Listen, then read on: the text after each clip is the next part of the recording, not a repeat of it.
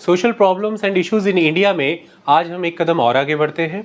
देखिए, कल हमने इस नोट पर कॉन्सेप्ट ख़त्म किया था कि हिस्टोरिकल फेजेस के साथ किस तरह से डिफरेंट टाइप ऑफ सोसाइटीज़ उस पीरियड से एसोसिएटेड थी, उनके अपने नॉर्म्स एंड वैल्यूज़ थे, और फिर समय दर समय जब समाज बदलता है तो सोशल प्रॉब्लम्स एग्जिस्टेंस में आती हैं उस समय के नॉर्म्स एंड वैल्यूज़ के अकॉर्डिंग। ऐसे में हमने ये देखा था कि वैदिक पीरियड से अगर हम historical phases via social problems को ट्रेस करने निकले तो वैदिक पीरियड में हमें बुनियादी 4 चीज़ें नज़र आ रही थी। पहली चीज़ ये नज़र आ रही थी कि एक जो पेरिनियल कॉन्फ्लिक्ट है, एक सदा चलते रहने वाला कॉन्फ्लिक्ट था। एक तरफ आर्यों का समुदाय था और दूसरी तरफ थे दास और दस्यु। दूसरी तरफ जो समाज में वर्गीकरण था, हिरेरिकी थी, वो डे बाय डे रिजिड होती चली जा रही थी। तीसरी तरफ रिचुअल्स पर बहुत ज़्यादा एम्फेसिस दिया जा रहा था। और चौथी, ये जो रिचुअल्स किए जाते थे इनके तहत अर्थव्यवस्था को बल देने वाली चीज़ें जैसे कि पशुधन, वो बलिदान के रूप में यज्ञ बलि में चढ़ाया जा रहा था। इससे एक असंतुलन आ रहा था। सो सैक्रिफाइसेस ऑफ द एनिमल्स, ये 4 चीज़ें उस समय में एक सामाजिक समस्या का कारण बन के उभरी। तो ही तो इसके काउंटर में बुद्धिज़्म आया। चलिए मैं आपसे पूछता हूँ कि ये सोशल प्रॉब्लम कैसे हुई उस समय की, आइए फिर जवाब देते हैं। हम वैदिक काल की बात कर रहे हैं, 1500 से 600 BC के बीच की। इसमें ऋग्वैदिक और लेटर वैदिक दोनों ही समय कवर कर लीजिए आप। अब कर लेते हैं हम इसकी बात। तो इसमें क्या है, बुद्धिज़्म के क्या मैनिफेस्टो था। मैनिफेस्टो वर्ड कहना सही नहीं, वो तो वैसे इलेक्शन में होता है, पर हमें इमेजिन करिए कि था एक तरह से। क्या वचन थे उनके? अहिंसा। और अहिंसा का सीधा लाभ किन्हें होगा? जो खेती बाड़ी से जुड़े हुए लोग, पहले तो क्योंकि पशुओं का वध खत्म हो जाएगा अहिंसा की पालना करने से। और खेती बाड़ी उस समय में अब एक मैच्योर लेवल पर ग्रो करने लगी थी, क्योंकि जब हम 1500 BC के अराउंड की सोसाइटी को देखते हैं, समाज में अभी भी जो लोग थे वो घुमंतु थे, नोमैडिक हर्डर थे। धीरे धीरे वो सेटल होना शुरू करेंगे तो जनपद एग्जिस्टेंस में आएंगे। अब धीरे धीरे तो वो हर्डिंग के साथ साथ खेतीबाड़ी करने लगेंगे, ऋतुओं का ज्ञान होगा, ये एग्रीकल्चर शुरू होगा। लेकिन 800 के अराउंड जब आयरन का एडवेंट होता है, आपके बेहतर औजार बनते हैं, बेहतर खेतीबाड़ी हो सकती है, तो उसके 200 साल बाद 600 BC के अराउंड आकर के तो आपको बम्पर एग्रीकल्चरल प्रोडक्शन दिखेगी अब। और ये बम्पर एग्रीकल्चरल प्रोडक्शन ही बेस बनेगी बम्पर इनकम का। रिजर्व्स क्रिएट होंगे इनकम के। इसके 2 बड़े फायदे होंगे। पहले तो अब सभी लोगों को खेती करने की ज़रूरत नहीं है, कुछ लोग खेती करेंगे, वो इतना पैदा कर लेंगे कि जो लोग खेती नहीं भी कर रहे उन्हें भी भोजन मिल जाएगा। तो मतलब एक large amount of people free हो जाएंगे जो दूसरे काम कर सकते हैं। वो स्किल्ड आर्टिजन्स बने, कारीगर क्राफ्टमैन बने, वो सैनिक बने, योद्धा बने, व्यापारी वर्ग बने, जो बनना चाहते बने। They are free now. उन्हें खिलाने के लिए फूड उग रहा है, क्योंकि आयरन आ जाने से बेहतर प्लॉशेयर्स बने, हल, उन हल ने ज़मीन को बेहतर पलटा, टिल किया, बेहतर खेती हो सकी है। आप ज़मीन से बेहतर उपजाऊ क्षमता प्राप्त कर पा रहे हैं। यही कारण है कि इस सब चीज़ों का इस्तेमाल करने के लिए पशु केंद्र में है, एनिमल सेंटर में है, और वो बड़े स्तर पर जुड़ा हुआ है किसान वर्ग से। दूसरी तरफ व्यापारी वर्ग से, ट्रांसपोर्ट एंड कम्युनिकेशन, क्योंकि व्यापारी भी तो अल्टीमेटली किसानी से जुड़ा है। अगर सरप्लस प्रोड्यूस होगा कुछ तो ही तो डिवीजन ऑफ लेबर का कॉन्सेप्ट एग्जिस्टेंस में आएगा, अलग अलग सेगमेंट एग्जिस्टेंस में आएंगे, नए नए ऑक्यूपेशंस आएंगे, चीज़ें बनेंगी, तभी तो उनके एक्सचेंजेस भी इस्टेब्लिश हो पाएंगे। तो ही एंटरप्रेन्योरियल एक्टिविटीज़ अगर होंगी तो इसी पर बेस्ड होंगी। तो ऐसे में व्यापारी का भी इंटरेस्ट जुड़ा हुआ है इसी चीज़ से। तो पशुओं को बचाना कोई आम बात नहीं है, ये उस समय की अर्थव्यवस्था में इसकी बड़ी भूमिका थी। लेकिन दूसरी तरफ युद्धों के दौर अहिंसा बने, युद्ध नहीं होंगे, शांति बहाल होगी, पॉलिटिकल स्टेबिलिटी आएगी। और पॉलिटिकल स्टेबिलिटी रीज़न होता है इकोनॉमिक प्रॉस्पेरिटी का, क्योंकि फिर स्टेट्स आपस में लड़ेंगे नहीं, तो trade and commerce freely conduct हो पाएगा। किसी तरह के युद्धों में राज्य का नुकसान नहीं होगा, जनता का नुकसान नहीं होगा, सेनाओं के आने जाने से खेतों का नुकसान नहीं होगा, तो लोगों के पास में इनकम बनी रहेगी, उनकी परचेजिंग पावर बनी रहेगी, और इसी कारण से trade and commerce flourishing state में रहेगा, इकोनॉमी बेटर रहेगी। अहिंसा के ये दो बड़े लाभ थे और दोनों वर्गों को थे, किसान वर्ग को भी थे, व्यापारी वर्ग को भी थे, और दोनों ही आप देखिए बड़े स्तर पर फॉलोअर बने आगे बुद्धिज्म और जैनिज्म के, यही दोनों तो समर्थक हैं। वैश्य वर्ग जो रहा, शूद्र वर्ग जो रहा, यही तो बड़ा समर्थक रहा बाद में जाकर के, the follower of the Buddhism and the Jainism. तो ऐसे में एक चीज़ ये है कि आपने अहिंसा का जो शपथ पत्र दिया लोगों को, तो वो एक तरह से आपने उन्हें वचन दिया है कि ये जो इस समय एक बड़ी सामाजिक समस्या चल रही है कि जो ब्राह्मणवाद के तहत यज्ञ में बलियां दी जाती हैं और बड़े बड़े यज्ञ अनुष्ठानों में इतने इतने जानवर जो हैं, पशुधन जो है वो बलि के रूप में जा रहा है, ये आपके लिए एक बड़ी सामाजिक समस्या बन गया है, हम आपको इससे निजात दिला देंगे। इस वायदे पर लोगों ने हाथों हाथ बुद्ध जैनिज्म को उठा लिया, अपना लिया।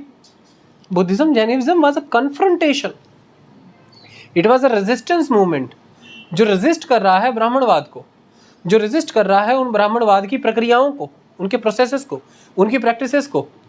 और असल में ये कह रहे हैं कि हम सोसाइटी को फिर से रिफॉर्म करेंगे। तो ये खुद को रिफॉर्म मूवमेंट बता रहे हैं कि we will reform the society again. मतलब what do you want to say, what do you want to reform? आप दोबारा से घर बनाना चाहेंगे तो आप क्या करेंगे? ढांचे में परिवर्तन लाएंगे। You will induce the change in the structure. आप उसे कह देते हैं रीइनोवेशन, है ना, रीइनोवेशन, रेनोवेशन। लेकिन वही चीज जब आप समाज के स्तर पर करेंगे तो आप क्या कह रहे हैं? रिफॉर्म। हम फिर से ढांचे में कुछ परिवर्तन करेंगे, the structure we will change. और वो स्ट्रक्चर कैसे चेंज करेंगे? अब तक के ढांचे में क्या गुण महत्वपूर्ण थे? अब तक के ढांचे में जो महत्वपूर्ण गुण है वो है रिचुअल्स, रिचुअल्स परफॉर्म करना। तो रिचुअल परफॉर्म कराने वाले का सोसाइटी में एक हायर पोजीशन है एज कंपेयर टू अदर्स।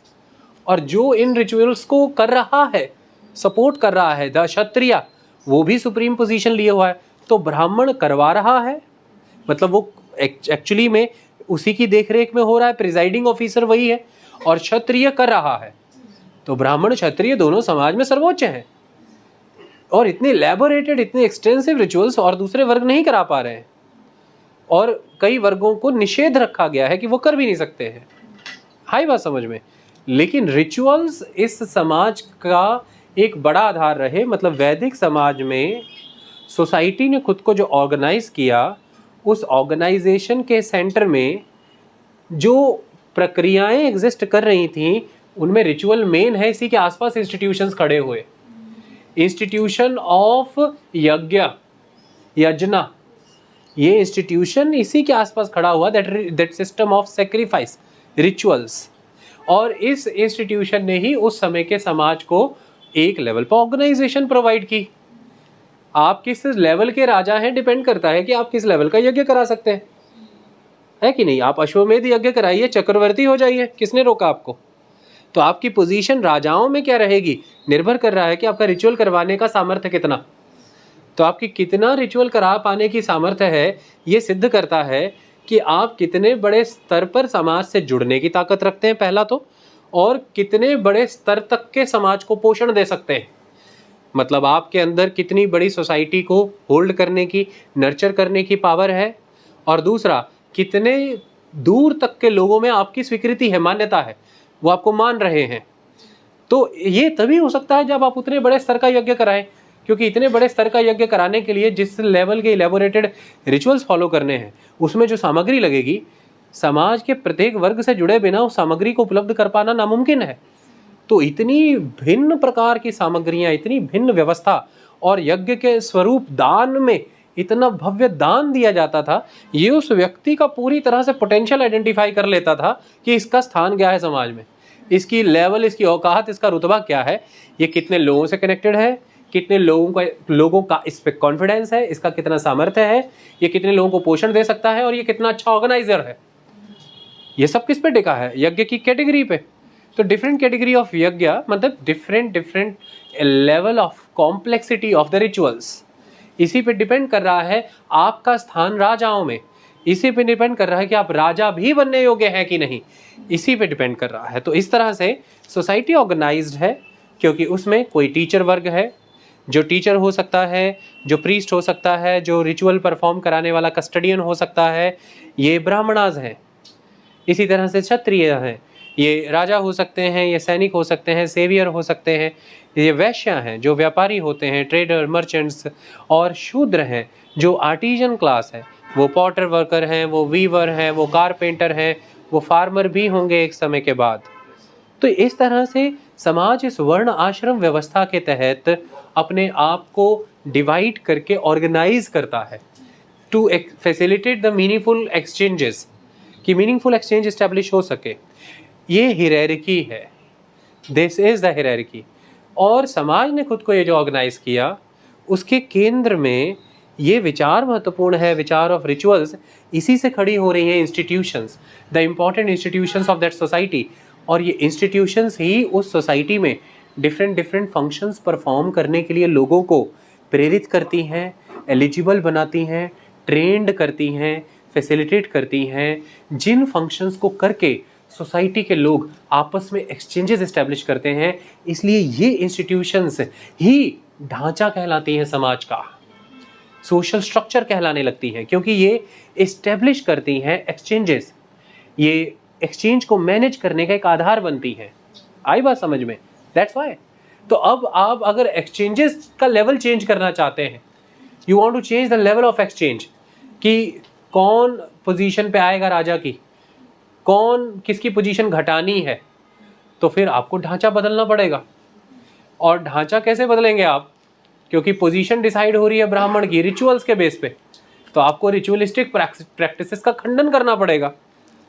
आपको अगर सोसाइटी को अपने मैनर में फिर से ऑर्गेनाइज करना है, तो वो अब तक जिन चीज़ों पर बेस्ड है उन चीज़ों से उसे हटाइए। तो इसलिए आपका अटैक किस पर रहेगा? The ritual system. तो बुद्धिज्म जैनिज्म ने क्या किया? इसी पर अटैक किया।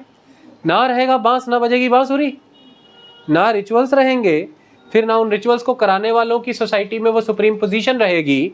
और जब उनकी वो सुप्रीम पोजीशन ही नहीं रहेगी, तो फिर बाकियों के मुकाबले वो काहे कैसे सुप्रीम हुए? तो फिर इस हियरार्की को हम डेंट क्रिएट कर देंगे, इसे हियरार्की को तोड़ेंगे, इसको तोड़ देंगे। तो बात को समझिए, मैंने एक ही बिंदु से शुरू करके कितने सारे कॉन्सेप्ट आपस में जुड़े हुए उसे समझाने का प्रयास कर रहा हूं, कि आप इन एक एक शब्द की महत्व को समझे, रट्टा मारने की बजाय कि ये कहना क्या चाह रहे हैं।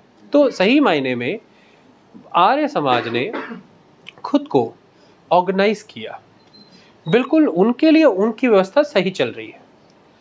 ऑर्गेनाइजेशन का बेस शुरुआती रूप में ही वर्ण व्यवस्था रहा। पहले ये वर्ण व्यवस्था कर्म के आधार पर होती थी, कि जिसके जैसे कर्म वो वैसे वर्ण में रहता है।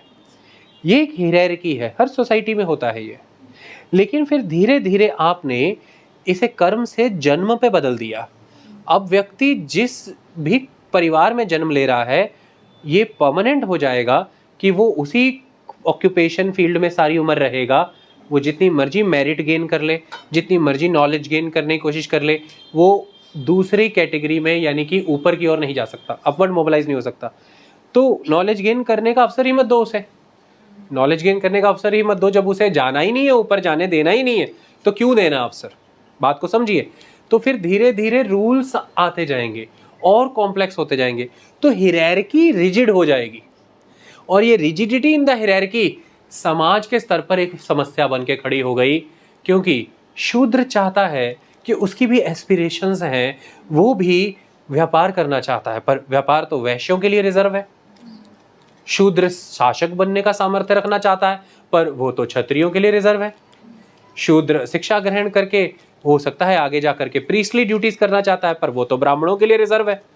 तो शूद्र सवाल कर रहा है कि फिर मेरे के लिए क्या है? कहते ये जो आप आर्टिजनल कैटेगरी में जन्मे हैं, यही आपका काम है, पिता से आगे सीखते रहिए और करते रहिए। तो मतलब कहता है मैं कितने भी नॉलेज ले लूँ, कुछ भी पढ़ लूँ, मुझे ऊपर की ओर चढ़ने का अधिकार नहीं है। कहते लेंगे कहाँ से नॉलेज? नॉलेज कैसे लेंगे आप? नॉलेज वेदों में है सारी, ठीक है, नॉलेज भाषा से मिलती है। तो वेद और भाषा, एक तो संस्कृत आप फिर बोल नहीं सकते, आपके लिए बैन है, समझ लीजिए। और वेद आपकी एक्सेसिबिलिटी से बाहर है, बोलना तो छोड़िए, सुन भी नहीं सकते आप, सुन भी लेंगे तो प्रॉब्लमेटिक है। और उस समय के जो मेन रनिंग इंस्टीट्यूशंस है वहाँ एंट्री नहीं है, आगे जाके मंदिर आ जाएंगे तो फिर मंदिरों में भी नहीं होगी। तो इस तरह से अभी आउटकास्ट की, मैं दलितों की तो बात ही नहीं कर रहा हूँ, मैं तो शूद्रों पे ही चल रहा हूँ। तो आपको द्विज की कैटेगरी में रखा ही नहीं, मतलब आप जनेऊ संस्कार कर ही नहीं सकते, आपका उपनयन संस्कार होता ही नहीं, तो फिर लर्निंग ही नहीं इनिशिएट होती आपकी। तो परिवार में रह के जो वोकेशनल जॉब सीख सकते हो वो सीखो, कोई मर्चेंट गिल्ड ज्वाइन करके जो वोकेशनल जॉब सीख सकते हो सीखो, लेकिन वेदों का अध्ययन और एक गुरुकुल शिक्षा के तहत आप गुजरना चाहो तो वो आप उसके लिए एलिजिबल ही नहीं है। तो ये जो एक रिजिडिटी है। फिर दूसरी तरफ वैश्य वर्ग ये देख रहा है कि लोहा आ गया, खेती अच्छी हुई और बेहतरीन व्यापार हो रहा है हमारे पास पैसा बहुत है, लेकिन समाज ऑर्गेनाइज्ड ऐसे है कि समाज में हमारा रुतबा ब्राह्मण क्षत्रिय से बहुत नीचे है। ब्राह्मण जो कि रिचुअल्स करा करके यजमान की यजमानी पे जी रहा है, उसका रुतबा समाज में हमसे बहुत ऊपर है। नीतियां वो निर्धारित कर रहा है राजा के साथ मिलकर के, राजा की मंत्री परिषद में वो मंत्रणाएं कर रहा है, हम एक कर देने वाले मात्र व्यापारी मात्र हैं। वैश्य राजनीतिक महत्वाकांक्षा रख रहा है, पॉलिटिकल एस्पिरेशंस। वो कहता है मैं इकोनॉमिकली स्ट्रांग हो गया हूं, मुझे सोशली और पॉलिटिकली भी स्ट्रांग होना है, मुझे भी अपवर्ड आना है। वो भी इस हियरार्की की रिजिडिटी से परेशान है। वो कहता है मुझे ब्राह्मण वाला रुतबा चाहिए भाई, मुझे क्षत्रिय वाला रुतबा चाहिए।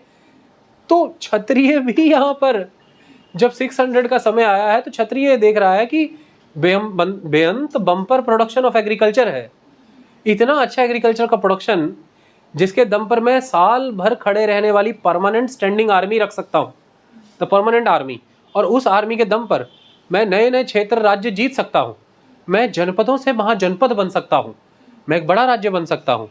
तो जब मैं इतना महत्वपूर्ण हूँ अब समाज में, मैं आज भी ब्राह्मण से नीचे क्यों? तो क्षत्रिय और ब्राह्मण का एक कन्फ्लिक्ट दिखा है फॉर द सोशल पोजीशन। तो क्षत्रिय खुद का रुतबा ब्राह्मण से ऊपर चाहता है। ओवरऑल आप इतना समझ लीजिए कि वैदिक काल में जिन बिंदुओं के इर्द गिर्द संस्थाएं खड़ी हुई और उन संस्थाओं ने समाज को जैसे ऑर्गेनाइज किया, वही बिंदु समाज के लिए एक समय में समस्या बन गए, गले की फांस बनने लगे थे। अब वो चाहे हियरार्की है वर्णाश्रम की, जाति व्यवस्था की, उसकी रिजिडिटी पे कह लीजिए, या फिर overdue emphasis on ritual. If you want to achieve any position in the society, if you want to do anything productive, you have to go through the phase of rituals. तो overdue emphasis of ritual and rituals conduct कराने की जो authority है वो limited है कुछ लोगों के पास। तो फिर रिचुअल हो तो आपकी कोई समाज में मान्यता हो, ना हो तो होनी ही नहीं, और वो कराने का अधिकार कुछ लोगों में सीमित है, तो वो फिर करवाएं आपसे वो रिचुअल तो आपको मान्यता मिले। तो एक तरह से तो मान्यता आपको उन्हीं से मिल रही, फिर they are the authority, Brahmanas were the authority. And many people they were challenging the authority of Brahmanas like the Vaishyas and the Kshatriyas. तो वो ये कह रहे हैं कि ये वर्ण व्यवस्था की रिजिडिटी, ये overdue undue emphasis on the rituals, और what is this ultimate sacrifice of the animal by the name of these rituals, ये सब अब डिस्टॉर्ट कर रहे हैं सोसाइटी को।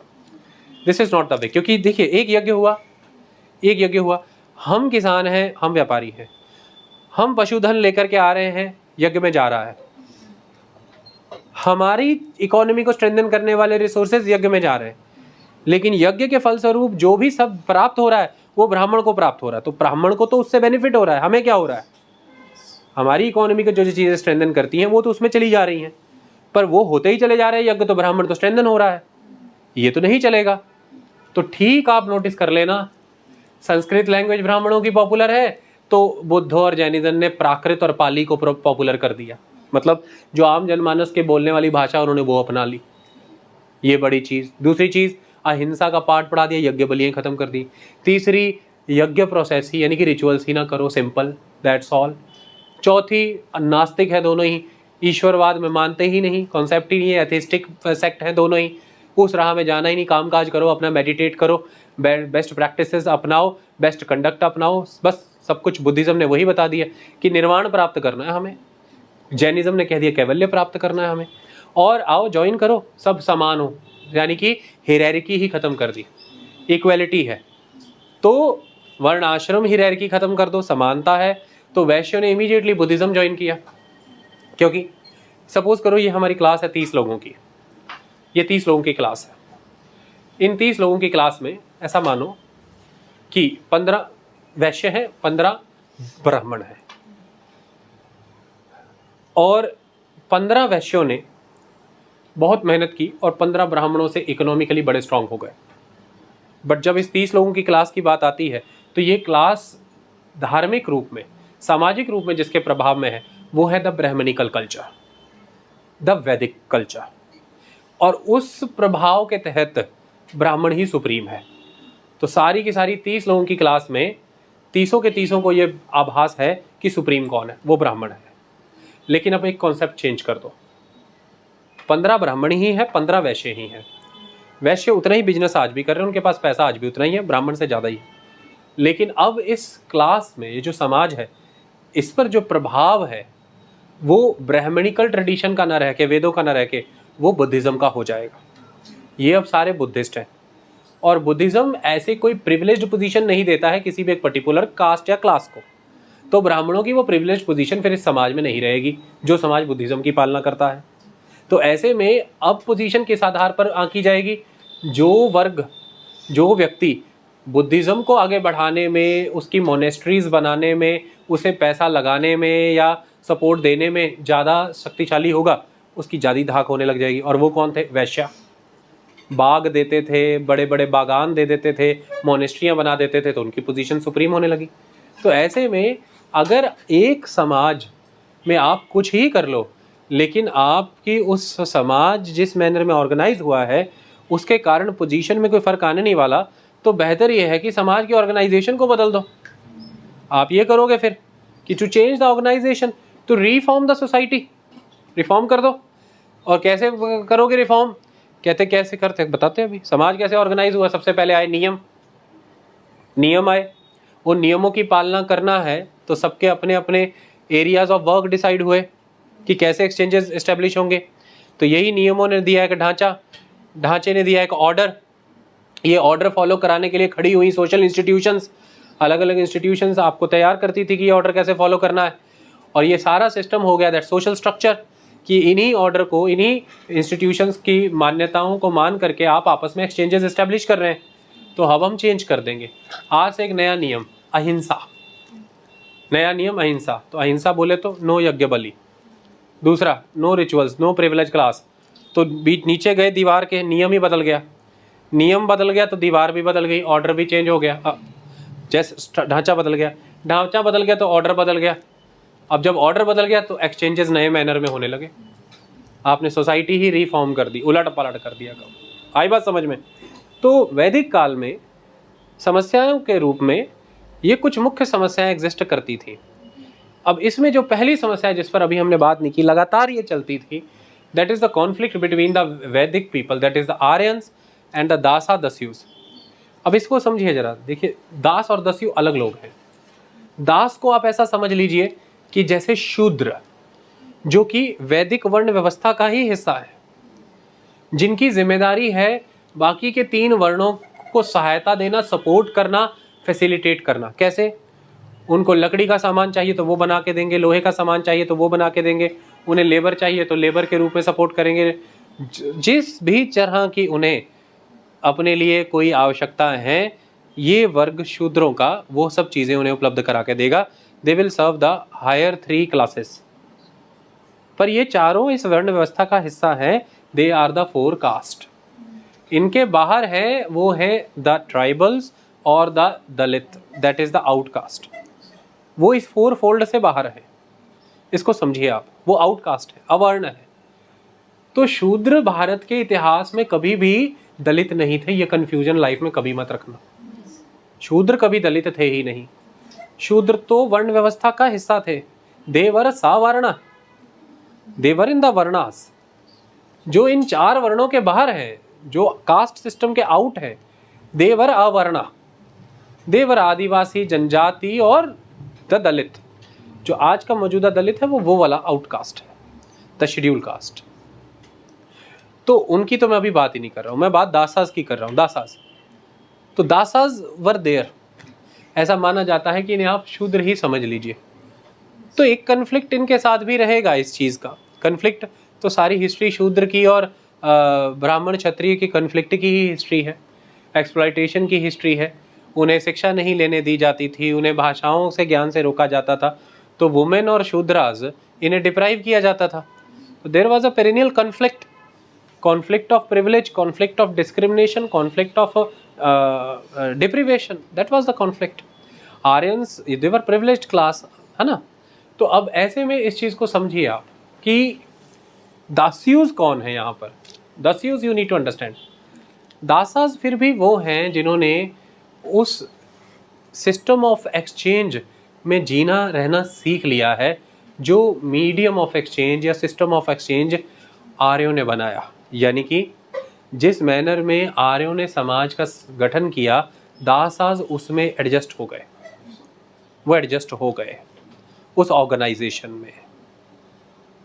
लेकिन जो उन रिचुअल्स को नहीं मानते, जो रिचुअल्स आर्य मान रहे हैं, जो उस मैनर में एक्सचेंजेस इस्टेब्लिश नहीं कर रहे हैं जिस मैनर में आर्य करते हैं, जो आर्यों के देवी देवताओं को नहीं मान रहे, आर्यों की डीटीज को नहीं मानते, जो आर्यों की यज्ञ पद्धतियों को नहीं मान रहे हैं, जो आर्यों के गॉड को गॉड नहीं मान रहे हैं, ये बिल्कुल ऐसा है।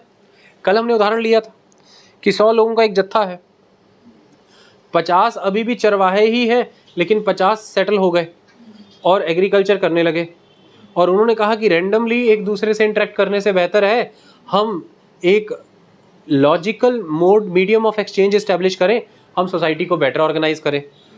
तो बेटर मैनर में कुछ प्रीस्ट एग्जिस्टेंस में आए होंगे जो लोगों के चरित्र को अच्छा करते हैं, कुछ लीडर्स एग्जिस्टेंस में आए होंगे जो उस अच्छे चरित्र के लोगों से प्रोडक्टिव काम लेते होंगे, जो लॉ एंड ऑर्डर इस्टेब्लिश करवाते होंगे, जो नेगेटिव एलिमेंट सोसाइटी में उन्हें डिस्कार्ड करते होंगे, और जो लॉलेसनेस की सिचुएशन में स्टर्न एक्शंस लेते होंगे। दे वर द लीडर्स। कुछ जिन पर चरित्र बनाने का जिम्मा था, कुछ इन चरित्रों से भरे हुए समाज को राजनीतिक रूप में चलाने का जिम्मा लेते थे, जैसे कि क्षत्रियस, बाकी व्यापारी वर्ग अपने। तो ये तो एक सिस्टम हो गया कि इन्होंने मीडियम ऑफ एक्सचेंजेस लॉजिकल और रैशनल बना लिए, ये हो गया। लेकिन जो इन्हीं के ही परिधि में है अभी, मतलब इन्हीं के ही मार्जिन्स पर वो इनका सिस्टम फॉलो नहीं कर रहे, तो ये ऑलवेज उनके साथ कॉन्फ्लिक्ट में रहेंगे। तो दस्यूज के साथ बहुत इंटेंस राइवलरी रही है आर्यों की। दस्यूज वर एंटी आर्यंस। तो कई उन्हें कह देते हैं कि वो यहाँ के मूल निवासी रहे होंगे दस्यूज, जैसे कि द द्रविड़ पीपल, यानी कि द्रविड़ इन द सेंस कि यहाँ पे पहले से बसने वाले प्री आर्यंस, वो प्री आर्यंस, जैसे कि इंडस वैली सिविलाइजेशन के बाद के बचे हुए लोग, या कुछ भी।